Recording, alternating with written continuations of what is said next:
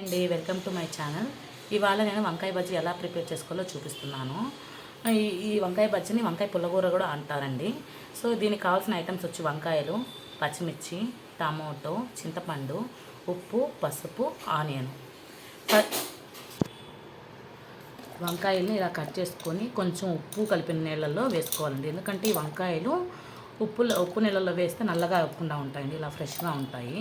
అదే మామూలు నీళ్ళలో వేస్తే కొంచెం నల్లగా అవుతాయండి వంకాయ ముక్కలు. సో ఇలా కట్ చేసుకున్న ముక్కల్ని ఒక దబర్లోకి తీసుకోవాలి. మనం ఏ దేంట్లో అయితే కర్రీ చేయాలనుకుంటున్నామో దాంట్లో తీసుకుంటున్నాము.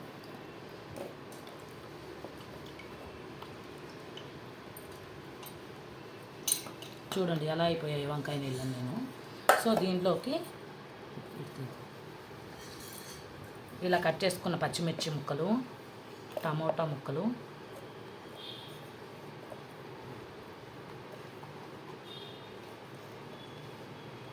ఆనియన్స్,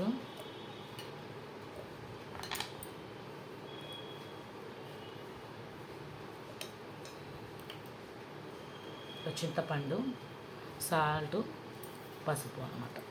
ఇవన్నీ దీనిలో వేసేసుకొని దీనికి ఇవన్నీ కొంచెం మునిగే వరకు నీళ్లు పోసుకొనేసి బాయిల్ చేసుకోవాలండి.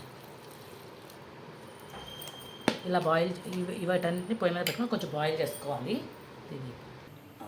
ఇలా ముక్కలు మునిగే వరకు నీళ్లు పోసుకునేసి బాయిల్ చేసుకోవాలండి. ఉడికాక కొంచెం మెత్తగా అయ్యే వరకు బాయిల్ చేసుకునేసి స్టవ్ ఆఫ్ చేసుకోవాలి.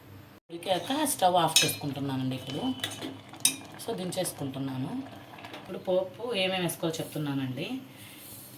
ఆయిల్ బాగా వేడయ్యాక ఆవాలు, జీలకర్ర, కొంచెం లైట్గా 2-3 మెంతులు వేసేసుకొనేసి ఇలా కరివేపాకు కూడా వేసుకోవాలండి.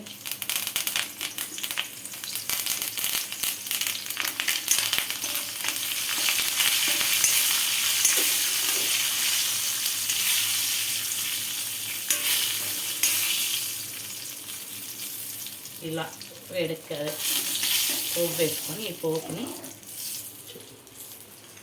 దీనిలో ఇలా వేసేసుకోవాలండి.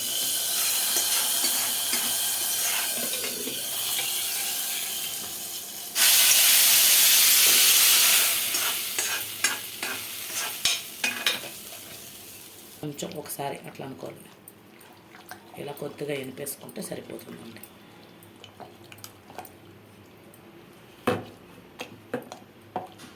ముక్కగా కాకుండా.